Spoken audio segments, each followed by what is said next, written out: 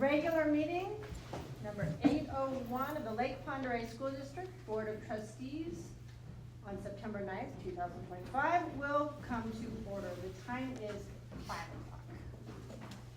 Okay, we will begin with the Pledge of Allegiance. Please rise. I pledge allegiance to the flag of the United States of America and to the republic for which it stands, one nation, under God, indivisible, with liberty and justice for all. The first item is the approval of the agenda. May I have a motion to approve the agenda as presented? I make a motion to adopt the agenda as published. I second. It's been moved and seconded to approve the agenda as presented. Any discussion? Okay. Hearing none, all in favor say aye. Aye. Agenda is approved. Okay, we'll move into administration. We will now hear the financial update from our Chief Financial Officer, Brian Wallace.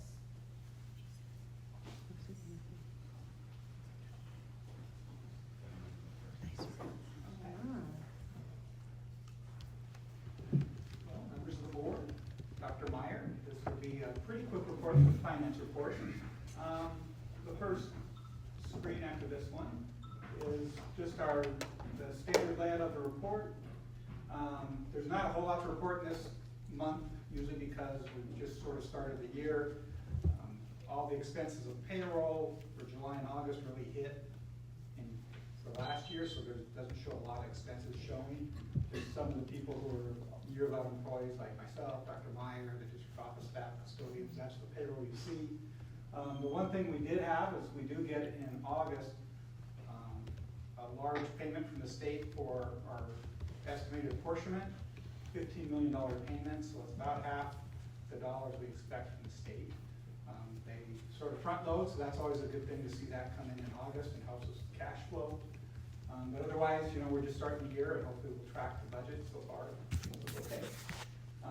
Next couple screens, we look over just the charts that we show throughout the year. You can see that not a whole lot of spending is going on with the green. There's more materials and supplies relative to the budget because we do have some of that summer spending. The one thing that was higher than budget was our insurance. Liability insurance took a big hit this year. I anticipated like a 10-15% increase in budgeted that, but it came in over that. We budgeted before, I can't see, 410, but it came in at over 430,000 for our liability insurance. That's been across the state. Just one of those things with some costs are going up. On the revenue side, the only green, that'll be the next screen. That's our revenues from the state. So you can see we're halfway from the dollars we received from the state. Haven't received any property taxes for this year, but the other revenues we haven't booked yet. Finally, it's just some items of note for the month. One, that Superintendent Critchfield did submit her budget request to the governor. All the departments sort of have done that. And so what they were requested to do was, one, submit a maintenance budget. So she did that to meet legal obligations. There could be additional dollars there for the estimates of, staffing costs for next and things like that from the state side. But otherwise, it's sort of a flat request. The one thing that she did request for additional dollars was $50 million to help cover special ed costs. Of course, this would be new legislation. And $30 million would be sort of based on special education enrollment. So that would, based on enrollment with all the other districts, there'd be a formula where those dollars would flow through. The $20 million would be, if you had super high needs kids, you'd sort of have an application process. We don't know what that would look like if it passed to, help with some of those costs if you had really high needs kids. Whether that gets through or not, last year they requested $5 million of special ed funding and that didn't get through. So this may be a tough ask given sort of the climate in Boise, but you never know, she's given the ask. The other thing I want to talk about is the enrollment first week of school. Since enrollment really drives our state funding, it's important for us to look at. So you know, there's sort of two ways to look. First, there's a long term and a short term. For the short term, we look fine. We're down 11 kids from last year, comparing the same period. So that's, you know, pretty flat. That'll fluctuate throughout the year, but that, you know, holding on to those kids, that's pretty good. The concern is sort of a future looking, and will just be a conversation that we'll have to have as the years go by. But if you look in the red there, that's our this year's kindergarten, first and second grade. So a couple years ago, kindergarten numbers were low compared to what we usually have. So if you look, those 3 years, those 3 classes are averaging, you know, 225. If you look at just third, fourth, and fifth grade, current numbers, they're averaging 284. So, you know, that's 60 kids per class. So if we take that out 10 years, that's 600 kids. Is that is this just a dip, and then we get back to that 278, 280 number? Is this a continuing trend? But, you know, 3 years, you start having something like that, you're taking a look, and this isn't just unique to our Lake Pond Array. I think I mentioned last year that I was talking with some of my peers, like in the Boyce area, in the West Ada, noticed their kindergarten numbers are low. The biggest district in the state had, you know, expected more kids at those there. So some of it could be school choice, but also just as overall the United States, we're having less babies. So some of that is maybe showing up here in our numbers. But you know, at some point, we're having those things that we'll have to have conversations on, you know, how it might impact our facilities and how it might impact, you know, just all the things, because, you know, the number of kids we have sort of drives a lot of the decisions we make. So I'm here for any questions. Any questions? Thank you. Thanks. Okay, thanks. Thank you, Mr. Wallace. Next, we have the Lake Pond Ray School District's Math Initiative. And that will have a report by our lead instructional coach, Lisa McElroy, and instructional coach, Amy Skogstad. I'm jumping in too. And Casey. Yep, I'm Oh. jumping in too, just to jump, just to start out. And it's always good to follow Brian, so finance is always feel better about that, because after the doing and things, we can shed a little more exciting light. So yeah, I get to start out, and I get to introduce both Lisa and Amy, our amazing instructional coaches. And so when we talk about math, when we talk about math in our district, we really are doing this in response to what the board asked last fall, or I believe it was in the spring, that you asked about math, and you asked specifically about math in our secondary. What does that look like for students really in our secondary level, especially with students that we know that go all sorts of directions for their career path, right? So we want to acknowledge that, first of all, that beginning with the end in mind with math in our district, that students go all over the place, right? We have students that go into engineering and healthcare, we have students that go into all sorts of trades, right? Students that then also pursue college and career. But college education is a big part of that as well. So what we want to do is just acknowledge that and set some goals that our mathematics program should really take all those pathways into account. So first of all, students graduate, right? We want students to graduate math confident and competent from our schools.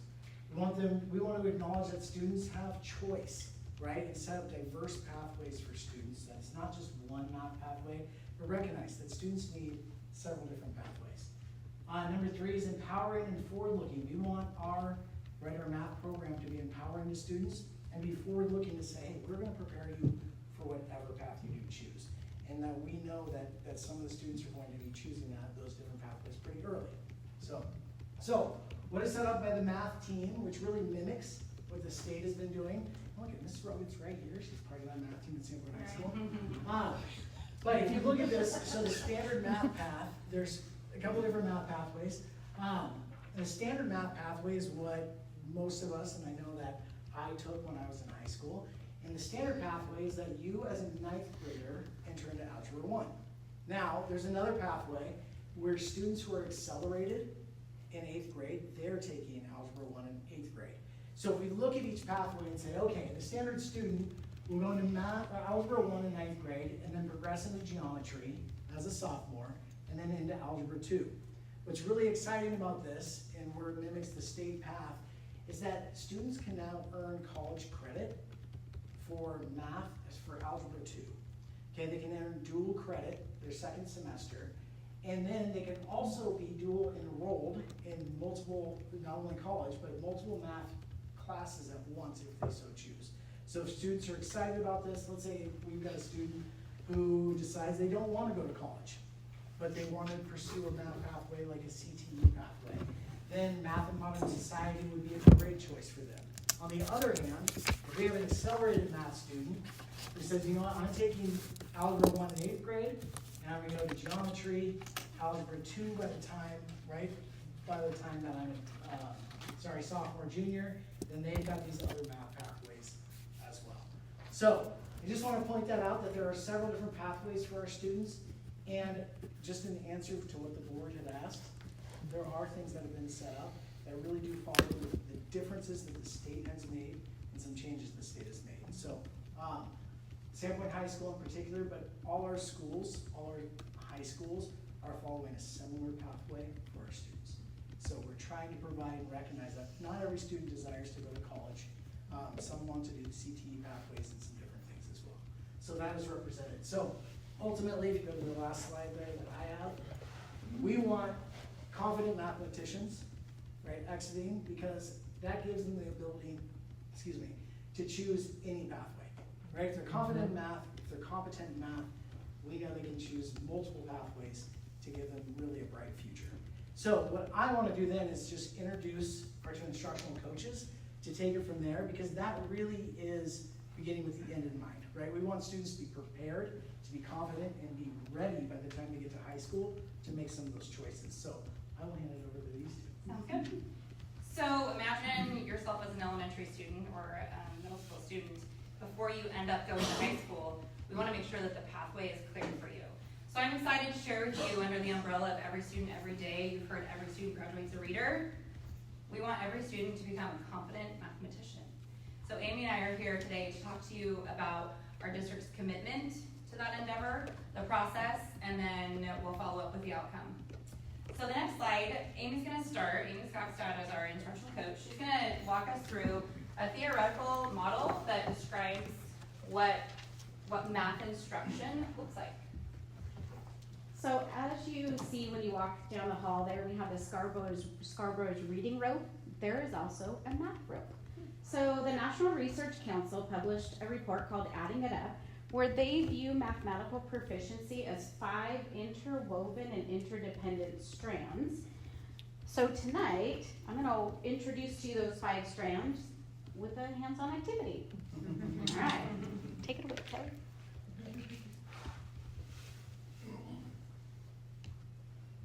Oh, sorry. Oh, sorry, it's Dr. Meyer. Oh, click on the math row. The math rope, yep. Title math There you go. row. You're okay. Thank you. All right. So what is mathematical proficiency? It's a deep understanding of mathematics that requires learners to connect pieces of knowledge and then use those connections to productively solve problems. So think about being mathematically proficient as being a skilled chef in the kitchen. It's not just enough to memorize the recipes or the procedures. It's also important to understand the whys, which is conceptual understanding. So if you will grab the conceptual understanding, which is red, hold that in front of you. So this is the comprehension of mathematical concepts, operations, and relations. So in the kitchen, it's understanding why certain ingredients are used and how they work together. And in the classroom, it's knowing the why, like knowing why subtraction is taking away and why multiplication is repeated addition. It's also important to solve problems, which is strategic competence. So if you'll take your blue, orange, strategic competence, and you can kind of twist those together. This is the ability to formulate, represent, and solve mathematical problems. So in the kitchen, that's figuring out what to do when you run out of an ingredient. I found that if you run out of brown sugar, you can take refined or granulated sugar and molasses and make your own brown sugar. And in the kitchen, it's being able to figure out how to solve new problems. It's also important to think logically, which is adaptive reasoning, which is your blue. Twist that one in there. It's a capacity for logical thought, reflection, explanation, and justification. So in the kitchen, that's thinking logically about how the ingredients and steps connect, like mixing your dry ingredients first and then adding those to your wet ingredients. And in the classroom, justifying the answer and understanding the logic behind the approaches. It's also important to enjoy the process, which is productive disposition. So if you'll twist that one in.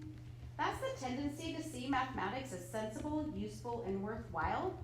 And a belief in diligence is viewing that its steady effort will pay off, and believing in one's own efficacy, which is seeing themselves as a doer and a learner of mathematics. So in the kitchen, it's believing in their ability to create tasty food and enjoying what they do.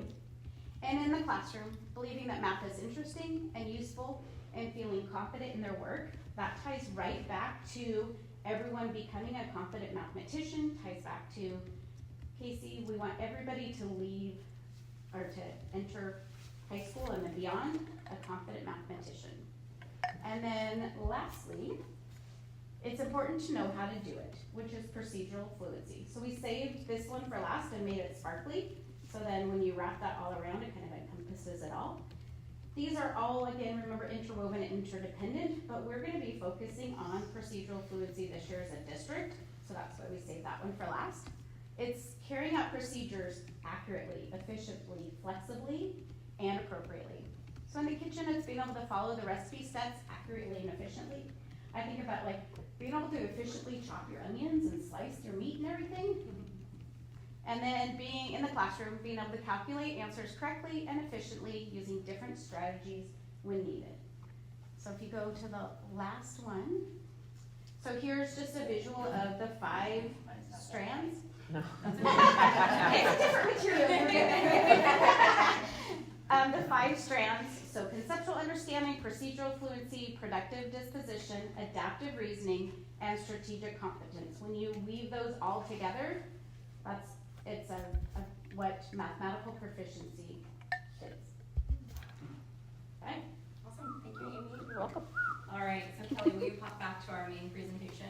So one of the things that we really focus on as instructional coaches is taking theoretical models like the one you just built and building a system or a plan around that to meet the needs of our students. So I'm going to talk briefly tonight about our LPOSD commitment and then what that commitment looks like in action. And then we'll follow up later with some data to support if it works, when it works. Okay, on a page, the LPOSD commitments, there's 3 of them. We are committed as a district to developing a math leadership team. We recognize the need to have lead learners on site in each building, so I'll talk about what that looks like. Number 2, to provide research-based math instruction. The great news is we're already doing that. We just want to tweak it and make it a little bit better, and we have a plan for that. And then last but not least, implementing an assessment and intervention plan. That's our biggest focus and our heaviest lift, and that's where the procedural fluency piece of the model you just built is going to come back into play. So, our first collective commitment is developing that math leadership team. The goal is we want math instructors that are passionate about math. We want to represent all schools and all grade levels. We want to have our math leadership team have access to targeted professional development opportunities, and then assist in getting that information out to buildings in a train-the-trainer model. And we want support and help ensuring that our instruction and assessment needs are met on site. So you can see the elementary and secondary math lead team that we were able to develop already. So what does that look like in action? We want to train our team in evidence-based math instruction and practices, including theoretical models, but then taking that theoretical model and finding those components within the curriculum we've already adopted. So we're going to do that through math leadership team meetings. Train the trainer model, those trainers or math leads will then share with their buildings what their learning is. And then we're going to spend our time as a math team focusing on assessment practices and data analysis. Our next collective commitment is to provide research-based math instruction aligned to the Idaho standards and assessments. We want to continue focusing on having our math instruction be engaging and effective and motivating for students. We want to focus again that silver strand on procedural fluency, recognizing how important it is to do the math. And then we want to provide additional resources and support for our staff ongoing. What does that look like in practice? So our curriculum at the elementary level K-5 is Eureka Math Squared, and then 6 and up is Big Ideas. So we're committed to providing annual training in both programs every year. We also are going to focus our attention on grade level team meetings to reinvigorate that model and identify some overlays like what the ISAP blueprint looks like on the top of our curriculum. And then we also are committed to providing bite-sized PDs. They've been very popular, and those are just 1 hour, just quick professional development opportunities around a math practice. And then we also have our Idaho math transitions that Casey was talking about earlier. And then we're continuing to collaborate with the University of Idaho and our State Department in ways to make math more meaningful. All right, our third and final collective commitment is to implement an LPOSD assessment and intervention plan. This system was designed after our literacy system, so it's very similar. It might sound familiar. We're going to provide math screening in the fall, and then following up with math screening will be a series of diagnostic assessments, and then we will connect those assessments to instruction, and then finally we will monitor progress to ensure that it's effective. So that's a lot. Let's dive into what it looks like. Number 1, we have our plan on a page. This is our universal screening and diagnostic assessment plan. We're going to use NWEA MAP assessment as our screener. And then we're going to use a program that is free and open source to us called Acadience. That will be our diagnostic assessment. We're going to focus again on procedural fluency, and we call that computation in Acadience. And then we have developed a quick guide for teachers to help them make next step decisions for assessments. On the next slide, you can see what our data tracking system looks like. So if I were to provide our MAP assessment, for example, and add a student's name here, you can see the student at the top scored in the 10th percentile on MAP. That's a red flag. So we're going to target. We need to dive in deeper to that student. We're going to do that through computation, and you can see how it color codes to 8. That student needs instruction in procedural fluency. In a difference here, the student at the bottom, they're in the 21st percentile in MAP, but you can see they don't need support in computation. So then we pivot to the next concept in application, which is like problem solving. And so this assessment system allows us to connect assessments to what the student needs are. The next slide. So what does that look like to provide math intervention, targeted math intervention? We are committed to an ongoing research-based teaching practice and to aligning our data with what we're teaching. So what that looks like at the elementary is a program that's called Math Catalyst. It's part of Eureka Squared. And we are developing a program, we're calling it 9 to Shine, 9 weeks to show marked improvement, using a resource called Figuring Out Fluency. And then below those 2 resources are some computer adaptive additions that we can use to support ongoing practice. But I do want to highlight that both intervention models really target and emphasize teachers teaching rather than a computer-based program teaching, which I think is so remarkable. Okay, next slide. Progress monitoring is built into our system. So as we're providing math intervention monthly, we're going to be progress monitoring students to make sure that the instruction is effective. And this is part of what we're teaching our math leads how to do in our math leadership team meetings. All right, and the final slide is the part we are really excited to come back and share with you, and that's the outcome of what this system has to show. Thank you. That's a great presentation. Great. Do you have any Questions for us? I'm I excited think to see that's well put together. That's great. Yes. Awesome. Yep. Our RIC team did an incredible Yeah, job. that's amazing. If it spikes to this next year program, it's fabulous. What you guys put together is amazing. And I know that my daughter loves math, so thank you. That started with you. Thank you. Yeah, very good. Thank you. Thank you. All right, now we'll hear the superintendent's report from Dr. Becky Meyer. Okay, you're gonna have this battery.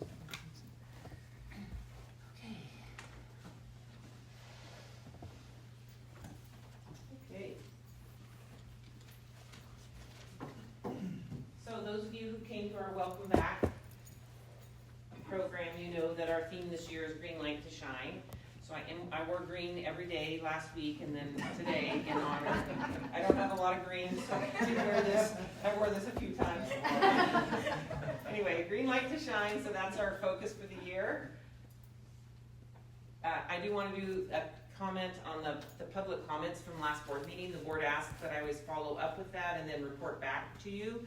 I do want you to know, I did talk to the patron. We had a great conversation. And I think I gave him some new information, and I heard what he said, so we had some win-win out of the conversation. The first thing was, the competition, he said, didn't have the 14-foot snow box, and they did. He went and looked, but I guess they did have that, so that was just a new piece of information.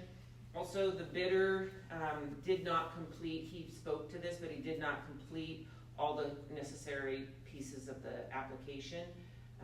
Which is why he wasn't given considered for the bid.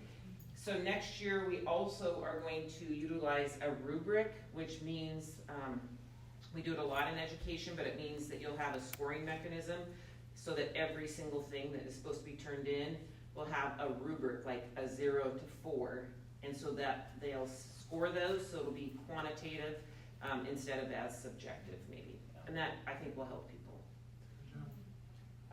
And then also there was some questions that the board asked that I thought that the public would like to know, so I wanted to follow up. Besides just following up with the board and letting you know the answers to those, I wanted the public to be able to hear. There are no immunization requirements for extracurricular activities. That's not part of the process to sign up. So that's just for everyone to know that. And also, we are not required to have the statutory definition of human sexuality in the 2335 policy that we talked about last board meeting. And that did have a little bit of consternation. Some of the words were what I would find most people would find pretty offensive. Not trying to be judgmental, but I think it was a consensus of the board, like, do we have to put this? So I did do some follow-up on that, and you will see in tonight I have some green, which if the public sees it when it goes up, green means that it's a change from the first reading to the second reading based on input from the board that they want to follow through. So you'll see that. It has nothing to do with Green Light to Shine, but that's the color that Kelly used all the time anyway. I do thank you to Darren, who put together pictures, and Casey and I, Dr. McLaughlin and I went to every classroom the first week, which is 4 days. Dr. McLaughlin and I started opposite ends of the school district, and then we ended up crossing over at Sandpoint High School and Sandpoint Middle, and we went to some classrooms together, which was quite fun actually. So we might talk about going next year together, but it was quite fun. We went to every single classroom and we welcome people. Sometimes they keep teaching, which is great, but we do personally welcome everyone back and thank them. And then Darren goes out and gets pictures. So this is a compilation of pictures. We have all 11 schools in the Homeschool Academy recognized here. Great first week. I didn't want you, in case you missed the Welcome Back program, I wanted you to know we always do a really good job. I'm not biased or anything, but we do a great job of welcoming new people. We have a mentee team, and then we also have an orientation for classified. And folks always tell us, wow, this is such a welcoming district. So I wanted to just let you know that we told them you're joining over 600 staff. I think it actually I'll ask Loretta, I think it's more than that now with guest teachers. Yeah. So, and over 3,800 students, which you heard from Brian Wallace, and we have over 9,000 family contacts that we send out to. And there's 11 schools in Homeschool Academy, and I think everyone can agree this is the prettiest place on earth and the nicest place on earth. That is looking at Schweitzer. And our mission is every student, every day. So, and our hearts sing. And so, I did have to show the staff my little grandbaby. This is my first one, and so if you don't know me, I think there's only one person in the audience I don't know, but I'm not trying to get personal or anything, but it is a really big, momentous occasion to move from a parent stage into a grandparent stage. I did go to Japan and see her. She's living in Japan with her mom and dad. And if Kelly's just going to play this really beautiful sound. Everyone roll it back. That's her. That was her. Yeah. That was her. We kind of got that part.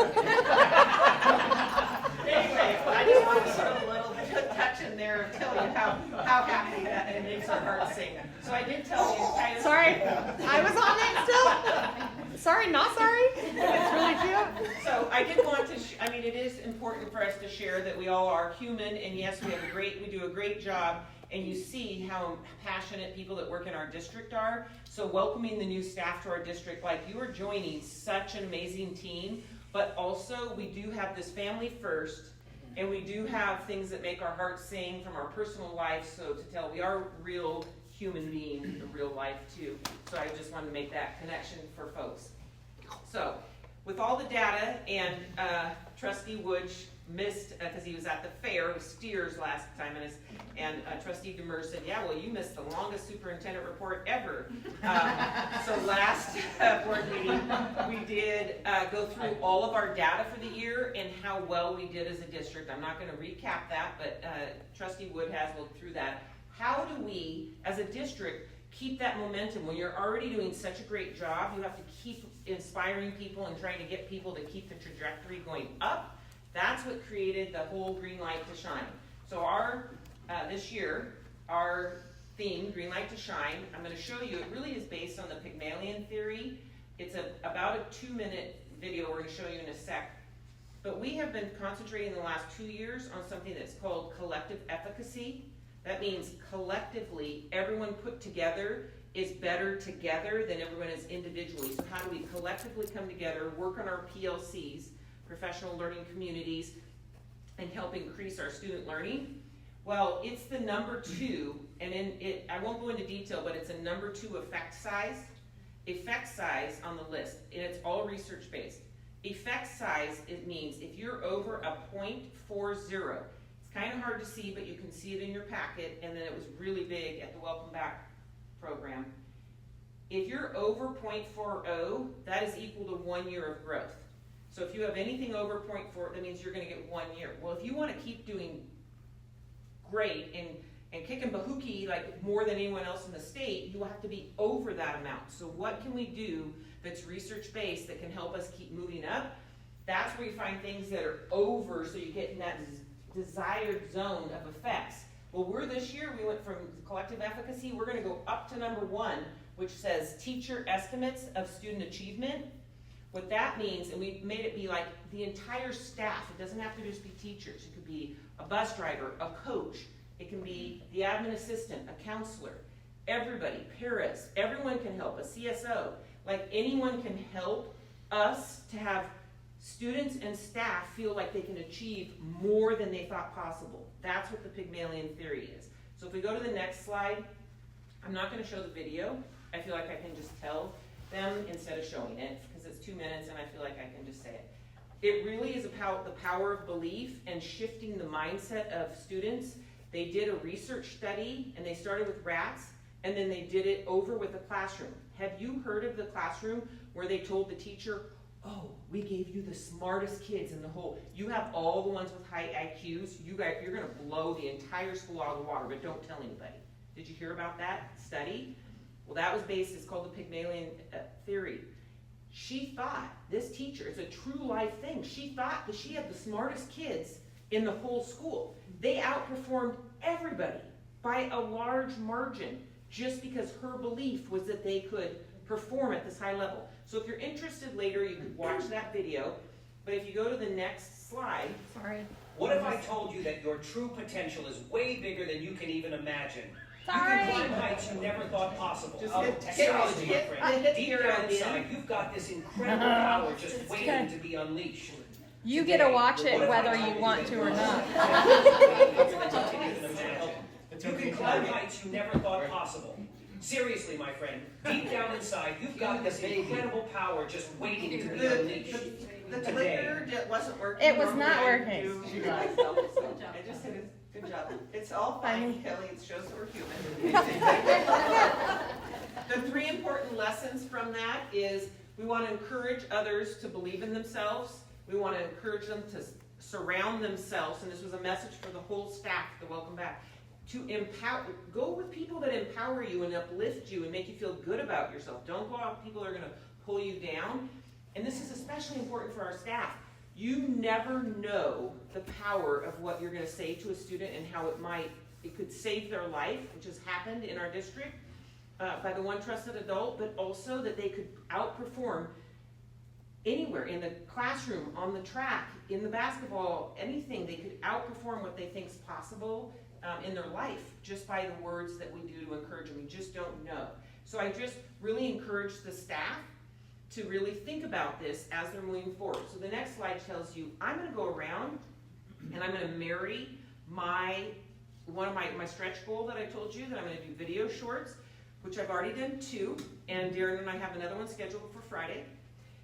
And it's a stretch goal, and I'm not very good at it, but I'm getting better. Darren says, you're getting better, Becky, so that's a good compliment. I'm going to marry that stretch goal that I promised the board that I was going to do that, and I'm going to marry it with green light to shine.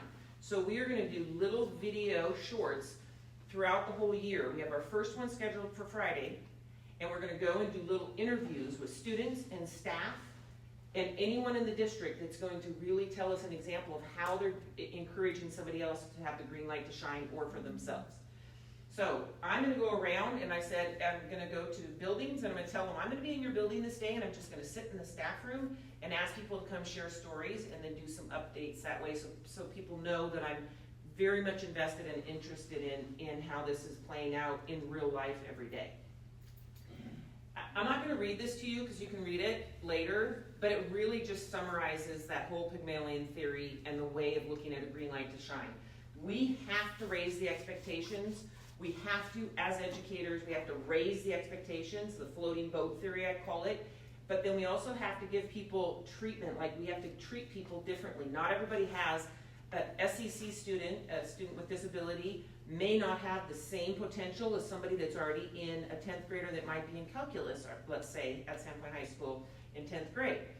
But there's a real life example of that in this room, which is why I said that. And there might not be, some people cannot dunk the basketball, but they might be able to do something on the lacrosse team when they guard, or wrestling. So there's different things we have to make sure and treat people differently, but still raise the bar for people. So change their their perception of what they think is possible for themselves, and then improve performance, the trajectory continues to go up. That's really the message. Okay, and so students' learning is at the center of all we do in our strategic plan. Here is, and the board already has these, but I'm just publicly sharing them. You know, last year they had the 3 same overarching goals, the 1 trusted adult, graduation rate, and looking at student achievement. So we're looking at our K through 3. We raised it up to 81%. You remember we were at 79.5, which rounds up to 80, so we were there. But we are going to raise it again this year. And then we're going to do, overall, we were at 2.5% in math raised in proficiency, and which rounds up to 3, so we made it. But we also are going to continue to go up, and it's harder to continue to add that on the higher you get in your proficiency. But here's our strategic plan, just reminding everyone of what we focus on every day. Here's the loop. I always like to put in the loop. We have, now we're up to 5,000, just over 5,000 views, which is wonderful. I shared with the board the analytics on that. And if you are new, Instagram and Facebook, you can click on there and join and follow us. And lastly, I have an open enrollment report that by law I need to report to you. I do it every September. The code is linked in there if you need to. We accepted 175 kids, 0 pending this year, and 20 were denied. I'll tell you why in a second. I showed you the statistics, and thank you to Kelly for putting this together for me. It looks like it's easy. It actually is pretty hard. She has to go through a lot of spreadsheets and go through and follow through with admin assistance at the buildings. So even though it's presented pretty clearly here, it does take her quite a bit of time to put this together. You can see the statistics from the last 3 years here, where we get from West Bonner, Boundary, Lakeland, Coeur d'Alene, Post Falls this year. And then if you look at this, the reason for denial, all 20, was because it exceeded the maximum capacity in the classroom that you as a board set. So it's hard to see from that far away, but you can see in your packet.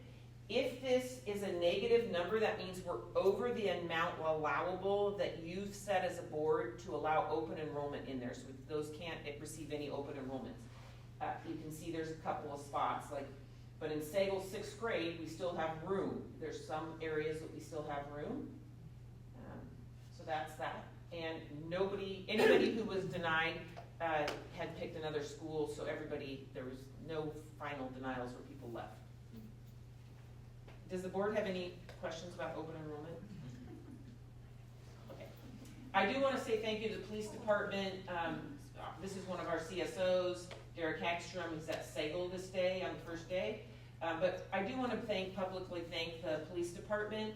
You know that there was a school shooting shortly before our school started. It creates a lot of seriousness, and there is behind the scenes tension, even though we're super happy to welcome people back, but it does create behind the scenes for our district safety task force and our CSO team and law enforcement with the sheriff's office and with the city police. It does create just a new level of anxiety and tension for us to be prepared for. So I do want to thank them that they volunteered and helped do extra patrols and cover. We can't have 3 CSOs at every school, so they did help us cover some in-town schools on that day. I do want the public to know, because I had a lot of public input about the lunch program, and I added a new school this year, so I'm really excited that we have the fresh fruits and vegetables, that's what this is, grant. And we have 4 schools this year that made it, and last year there was 2, and the year before there was 3, so we doubled. That's great. And thank you. Any questions? Okay, thank you. Do we have any public comment? No. Okay. With that, we'll move on to the consent agenda. And may I have a motion to approve the consent agenda? I make a motion to approve the consent agenda. Second. Okay, it's been moved and seconded. Are there any questions or concerns, Jim? Okay. All in favor? Aye. Aye. Okay. Consent agenda is approved. Okay, we'll move on to board action items. The first item is an off-site dance request.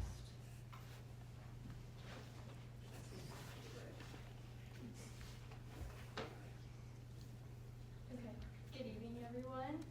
My name's Lily Boat, and I am the senior class president at Sandpoint High School. And I'm here on behalf of student council to request for our 3 school dances for this school year to be held off campus at the Hive. The previous school year, we held our dances here and found great success, creating a convenient location to hold a fun and safe event. This has provided our students and staff with a safe venue with a single point of entry and exit, and in addition, it provides ADA accessibility. Any questions? And thank you for your time and consideration. May I have a motion to approve?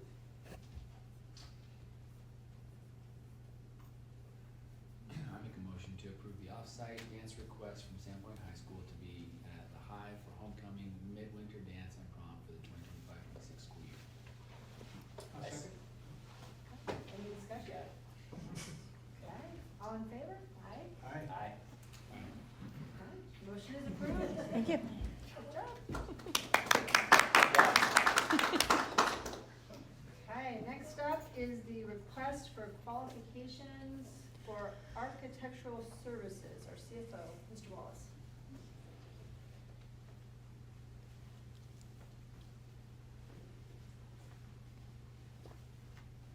Yeah, this request is that, it's possible we'll have some future projects coming up this year, and we just wanna, if we move forward with them, be able to get the architectural team ready, and then we would likely do the construction manager, general contractor process once they're on board.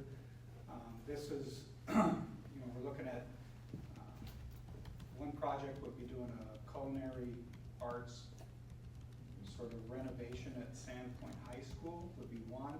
Also have this be that if other things happen to come up, that we could have this team on board and wouldn't have to come back to the board maybe in December or February to do this to, not that we're anticipating anything, but just like the Sagal floor joist, we didn't anticipate that and went through the process.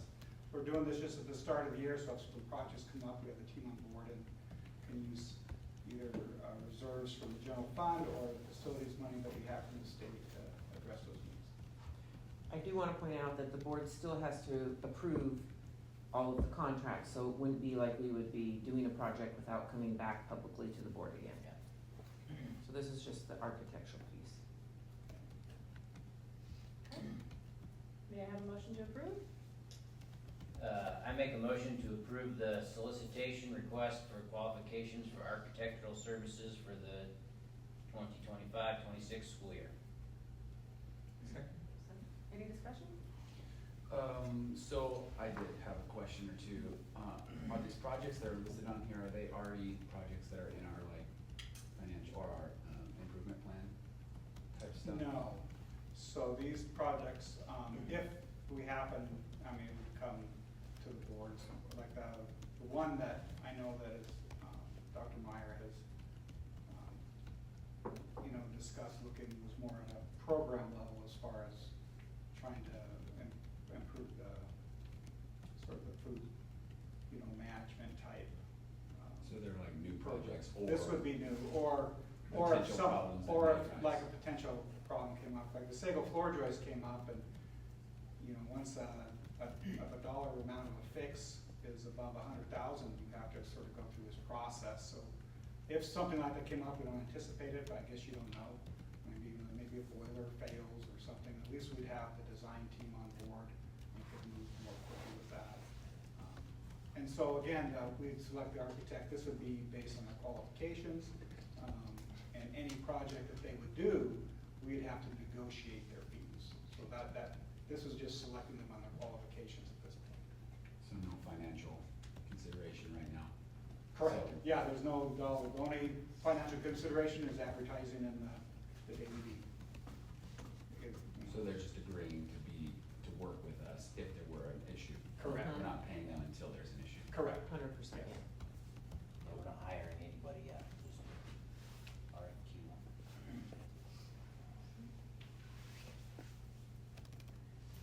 Any other questions? It just, it did say financial consideration was 750 to 1.5 million, so I That didn't know would- what that meant. That would have been if the board gave us approval to go forward with those projects, that's the estimated cost. But, we But that's wouldn't not go what we're forward with approving anything today. without, So if we're getting not an approving agreement. that today, does that need to be in here? No. Because I assume that we're approving this piece of paper that has that Where financial is that? consideration in there. Financial considerations, board approved projects will be funded through the district's general fund. 435 school facilities fund, estimated projects costs range from 750,000 to 1.5 million. Do you guys, is that? Yeah. Yeah, so that was, I put that in that for if we started looking at, asking the architect to look at renovating Sandpoint High School for a culinary arts program, that project's probably in that range. So some of it's also for the architect, because they're gonna wanna know, what am I getting into, what am I asking to be designed for? Am I designing a full high school or? I get you, and that's why I asked my question. So what I'm asking is, Yeah, the if I motion, approve this, am I approving that number? No. Somewhere? nope, the board would have to, the motion is only to give us permission to go out for requests for qualifications for an architect, Okay. to even give us an idea of how much that kind of project would cost. But yeah, we're not, So it sounds like he was just providing you with Okay. future information, but that's we're not definitely in this not, motion at all. yeah, we're not entering into any That's fine. Yeah. agreement for that type of money yet, for sure. Good clarification. Okay, all in favor? Aye. Aye. Aye. Okay, motion is approved. Thank you. Okay, next item is the alternate authorization for Nancy Marks for Northside Elementary School. We do have HR Director Thoretta Short if we have any questions on any of these three. May I have a motion to approve? I make a motion to approve the alternate authorization for Nancy Marks. I second. Okay, all in favor, say aye. Aye. Motion is approved. Next is the alternate authorization for Megan Olson, Clark Fork Junior Senior High School. May I have a motion to approve? I make a motion to approve the alternate authorization for Megan Olson. Second. Any questions? All in favor, say aye. Aye. Motion is approved. Next item, alternate authorization for Jessica Randolph, Lake Pondere Alternative High. May I have a motion to? I make a motion to approve the alternate authorization for Jessica Randolph. I second. All in favor? Aye. Aye. Motion is approved. We will move to the second reading of policy. We're going to 2335, health enhancement education. So, Vice Chair Sherman, as I was saying earlier in my superintendent report, the pieces that, in follow-up based on the board's input, is we can take away the Idaho Code definition, which I've done in green right here in this second paragraph. And then down here, and I'm happy to have feedback, the information when you said that we don't want to endorse it, these are the words I put, and I'm happy to change it if you have input. Though the board does not require nor endorse, and then continuing with the other words, providing instruction that addresses human sexuality as it is specifically narrowly defined in Idaho Code 33-1609, taking away all of the definition language and then continuing with that paragraph. How do you feel about that? Whenever you want to give me input on that. That introduction here, though the board does not require nor endorse. So it did say, am I allowed to ask Yeah. questions? Okay. It did say previously just the word before. Yep. Providing. Yep. So then based on, I think I was trying to capture what you were several of you had said. So though the board does not require nor endorse providing instruction that addresses, but we do have to have this policy according to Idaho Code. Well, I like having the code reference, so if Mhm. there's clarification in one, somebody can find it easily. Does that capture what we were thinking? Kind of. I feel like if it's a state code, I mean, we can't really, I don't know, the word endorse maybe just gets hung up for me. The require, I think, is good. The endorse is a little different, I don't know why. Because if it's not Idaho Code, all those definitions already, in theory, We're already endorsing it. we're already endorsing it, we're just not required to teach it, right? I guess is maybe, is that kind of what you're Yeah, thinking?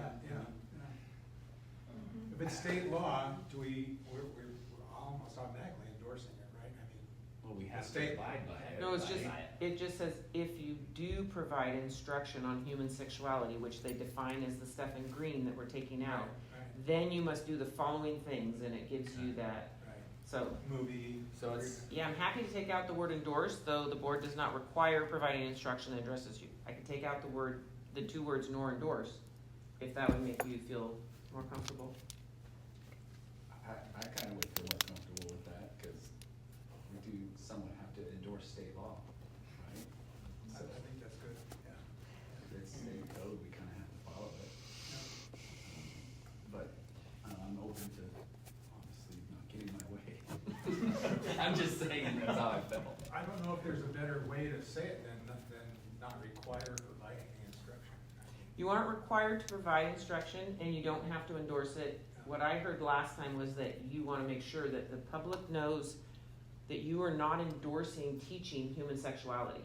So I don't know, maybe the word's not endorsed, but what I heard last time for feedback was, if somebody is going to teach human sexuality in our school district, as defined specifically in Idaho Code with the green part crossed out, you're saying, we don't endorse that, but if they do, the state law says that we must do these things right here, that down in the rest of the piece. And actually, the more you read that, I think it does make sense, because it's not talking about endorsing the Idaho Code, it's endorse providing instruction that addresses human Yes, sexuality. that's what I was trying to say, As but it's if it's not defined. worded right, So maybe it's. that's what I was trying to get across. But maybe there's a better way to say it. Just require, I think it's open to interpretation, so if we aren't here to explain it, I would just remove the nor endorse. And just say, we do not require. Yeah, I'm good either way, honestly. Now that I read it a little bit more with that understanding of what you've explained, I think it makes sense how it is I'm happy to do whatever the consensus of the board is. So, Do you have a preference? I don't have a preference, I'm probably good either way, if you leave it there, or you could take nor or endorse out myself, so. cause if what you're saying is true, what it says in the code about the endorsing of it, Right. then I'd say, knowing that now what you said to my question, I would say we leave it. Okay, I'm good with that. Only because that's what it says, you know. Any other questions? Okay. May I have a motion to approve?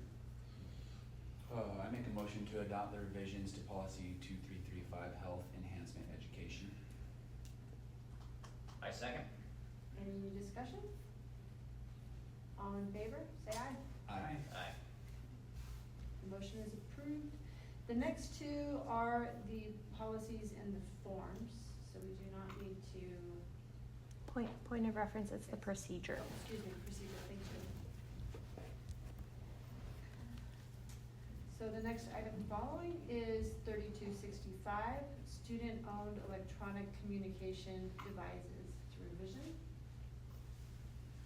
And this, remember, trustees, there's no green on this one, so you didn't have any feedback. This was just based on, coming from the legislative session, they were adding a little bit more information to what we'd already passed and put into practice last school year. May I have a motion to approve? I make a motion to adopt the revisions to policy 3265, student-owned electronic communication devices. I second. Okay, all in favor? Aye. Aye. Motion is approved. Moving to 3340, due process, corrective actions, and discipline. And this, remember, has no, green. You had no feedback on this one. May I have a motion to adopt? I make a motion to adopt the revisions to policy 3340, due process, corrective actions, and discipline. I'll second. Any discussion? Okay, all in favor? Aye. Aye. Motion is approved. 3525, immunization requirements, it's a revision.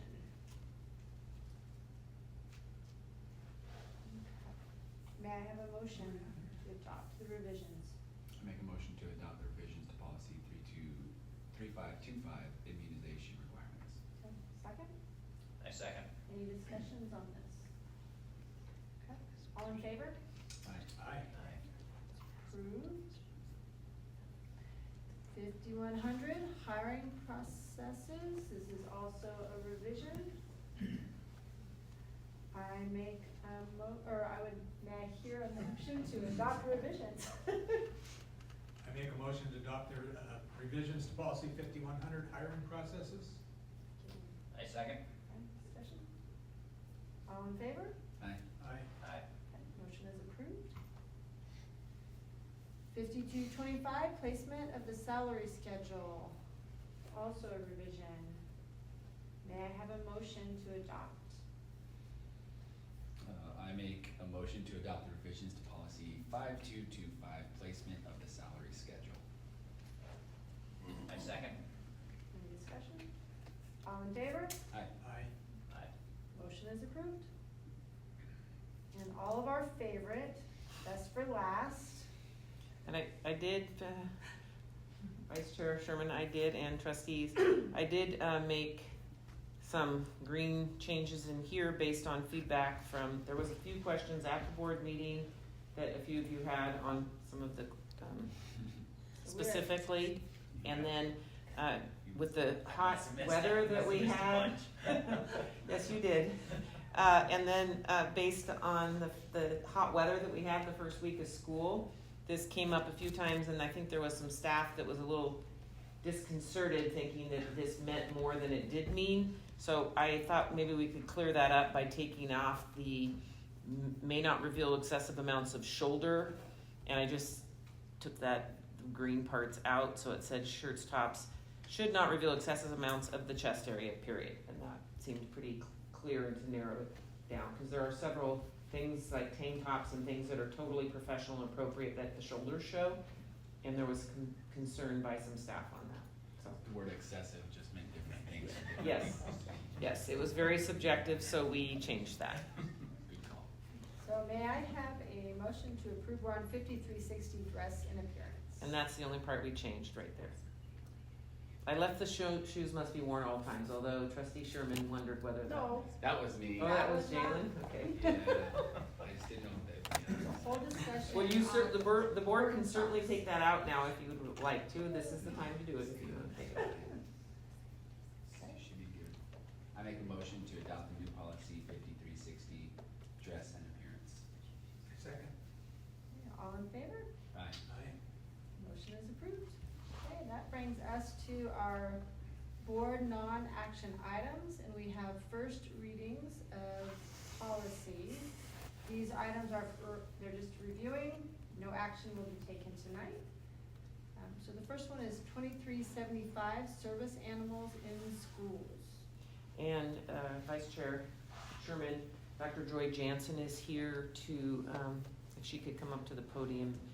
This is our first time having this policy. Kelly told us we didn't have it. We do have a student that needs to have, that will be utilizing this policy, so brought it to the board. It's all new, but I'd like her to be able to address, there's miniature horses I in was it. gonna say the horses. That was my We need some question, was the clarification. horses. So I really would like, Casey, Dr. McLaughlin and I were like, what is going on here? Miniature horses though. So we don't have any miniature horses, but it is something that is actually very huge back east. Miniature horses have a longer longevity than dogs. Dogs live about 7 to 12 years. Miniature horses will live the life of a student in a K-12 setting. I don't know when they get older, Right here, But miniature anyways, horse. it is, yes, I do have questions, I haven't done all the research yet, sort of what that looks, particularly having to be house trained, so I don't know what that looks like, but yeah, they are utilized, in fact, these very much. But we do have a Park Brook student, but yes, we do have a student in the district. That has a dog. And we have had Yes. we have had a student in the past that has actually utilized this. We just haven't had it, and it's for OCR, just to be cautious. There's state laws and federal laws running around it. It's just for us to be cautious to have it. But we have had a student in the past. In the 13 years I've been here, we've only had one. And unfortunately, the dog did not follow the guidelines that are set in this policy and federal policy, and we had to ask the dog to be removed. So it can't be a disruption. It's what's lined out in the policy. Yeah, has to be house trained, not a disruption in class, not aggressive. Yeah, good behavior. Anybody have any questions? Can horses be house trained? Well, that's my question. That's As somebody who's rode, I'm really curious about that, so I will when I get clarification, I will share with you. I what question that looks like. myself. I think in the Yes. classroom, that could be quite the disruption, even with a diaper or something Are on they it, or, clothing on the, yeah. I mean, I don't know. They're miniature. I don't, yeah. There's still a horse though, it's No, just I a agree. miniature horse. So mean, I a horse will get do more whatever. clarification on that. I have no. Well, I it's still not, it's can't still a horse. answer. It has to be house I trained, right? can't answer. Yeah, it does say that in here, that They it have has, to be or able dog, to not house communicate trained. So- that they have to use the that they have to use. they have A, B, C, and D in here. They can't be out of control. A handler has to be able to be effective. It has to be housebroken. It cannot fundamentally alter any education for everyone else. So it's disrupting the educational process for anyone else. Then they are not allowed. And if it's any threat, so they have to be Yeah. calm and. So it doesn't matter if it's house trained or Yeah, not. so if it's how, they Right. have to be able to communicate and to let you know that they need to use, they have to go outside, basically. So they have to be able to, yeah. I just think, how do you bring a little horse into a school and every little person, secretary wanting to pet it? Well, Kids so riding it like a- the same thing with the dog. We had Yeah. a The dog. conversation today, they wear their service vest and they are a working animal. So even if you see, it has the same concept if you saw them out in the community, like in a grocery store. You are not supposed to approach Right, that animal. And so that is something that we discuss, that schools also have to discuss with other students, because they're like, oh, they're so cute, and it's like, no, I'm sorry, please don't pet, people will tell you, please don't pet my service animal. They're not a pet, they're a service, they're a working animal, so that's the language that you use, and to help individuals around it, so, yeah. But it is an Office of Civil Rights, it is an OCR. Thank you for setting that, and we should have this. Any other questions, you all? Interesting. I've never heard of a miniature horse as a service animal. Well, I will be actually honest with you, I have not. There's been, actually down south, a staff member wanted to have a snake and she was just kindly said, no. It is either a canine, a dog, or a miniature horse. And again, I go back, what has been shared with me, that, in one of the legal webinars that I attended, is that it is because of the longevity of life of the horse. Yeah. That it will go through K through 12 with them, and a canine like only lasts. Is this in Idaho code of some kind too? This is Idaho code. Oh, then, okay. So we're So, right, matching so Idaho code. This this- is, yes, this is in our language. This is right where if you ride your horse to school, the principal has to take care of it. That's happened. I know. Yes. Okay. So this is based on Idaho policy, Yeah. ISBA policy. Thank you. Thank you. Thank you. All right, Good next discussion. is 5615, medical treatment training. And this is a revision. This is just, we clarified because the district does pay for AED and CPR training, so that when it's required. So we narrowed down the people that we felt needed it, and these are the 13 positions that we feel need it. So if you have any questions or concerns, or feel like somebody can come off the list, or let us know.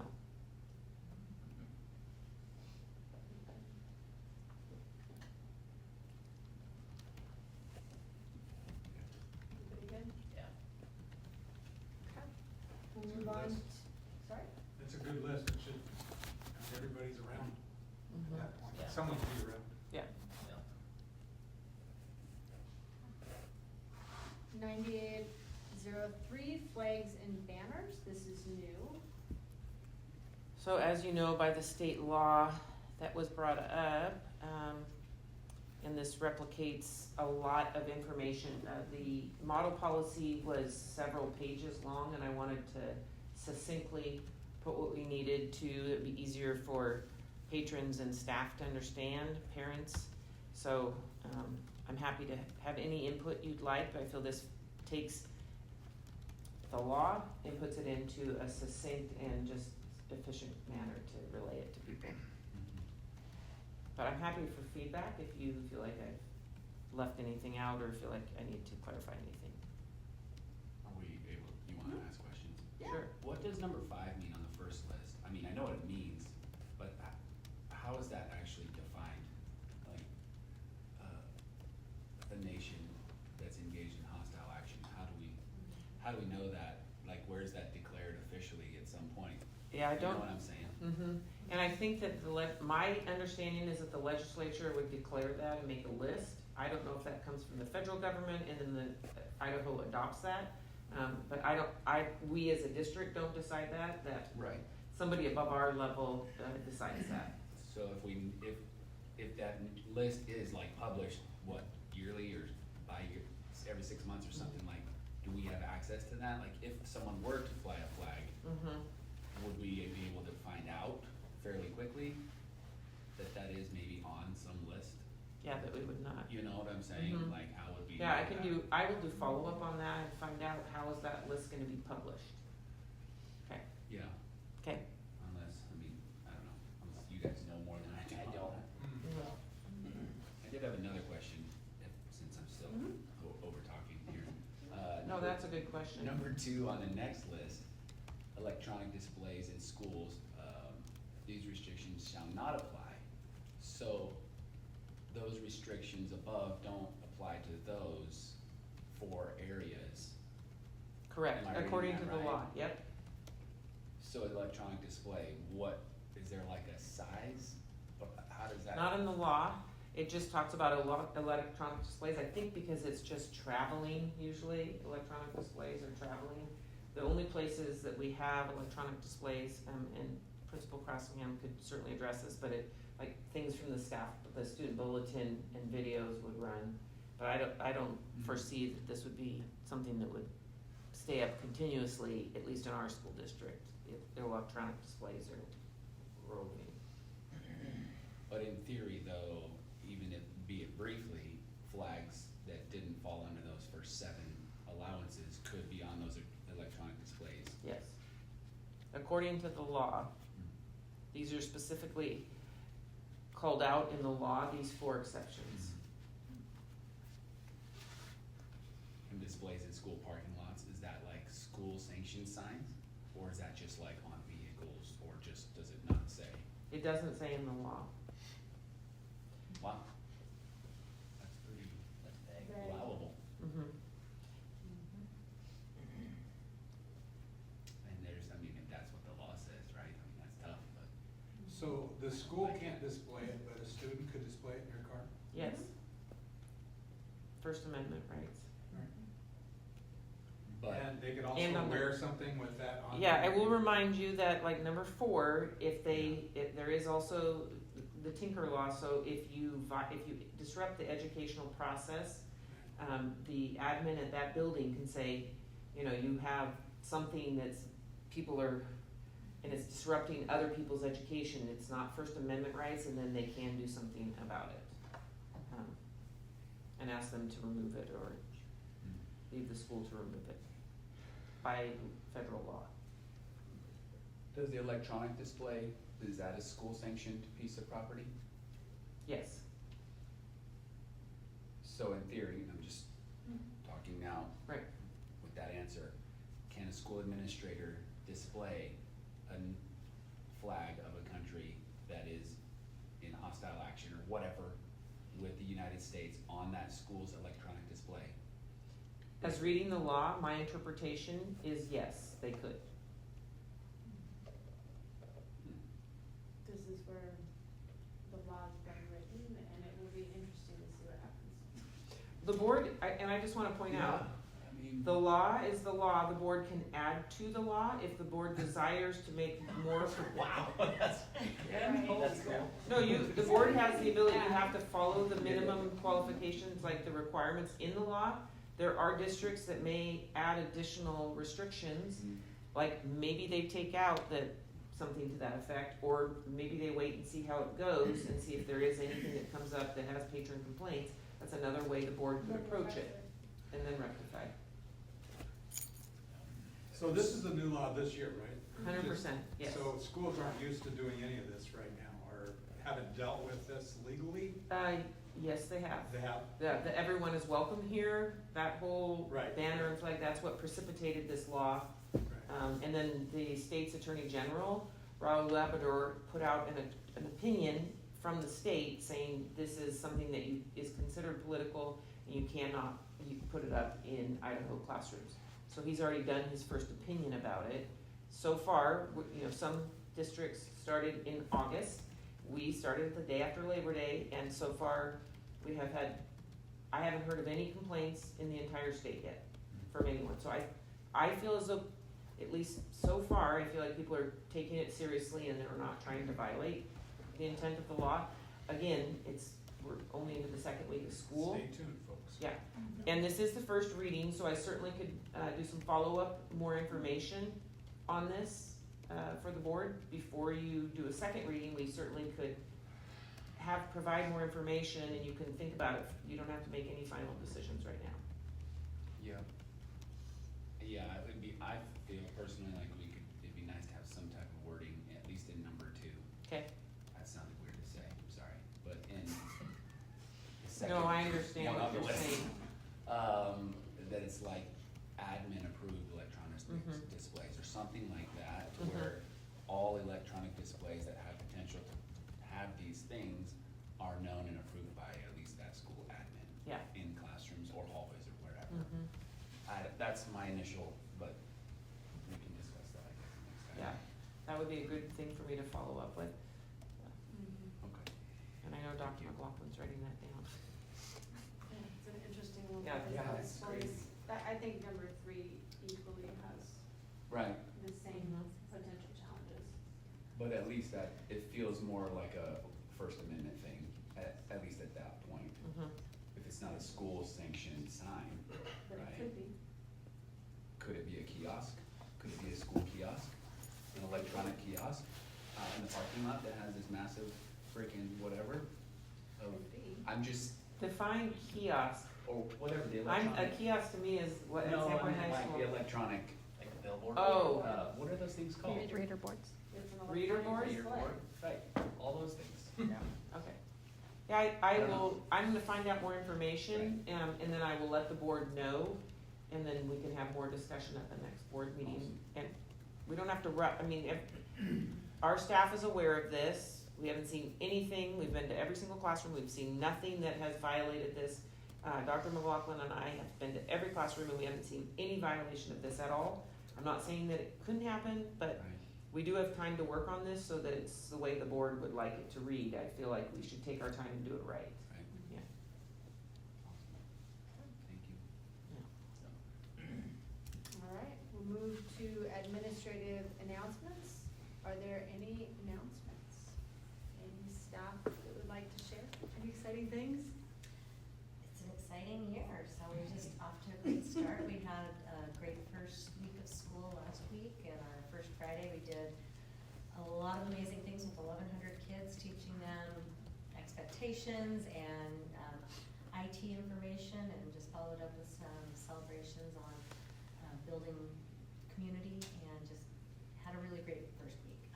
Our counselors asked for me to share that next week we are doing our All Things Senior Night on the 17th, and it's not just for seniors, but it's just prepping all students to explore opportunities out after high school. So that will be 5 to 7 on the 17th, so we invite you to that as well too. So where did the chalk come from? There was chalk everywhere on Do you Friday. speak of the color run?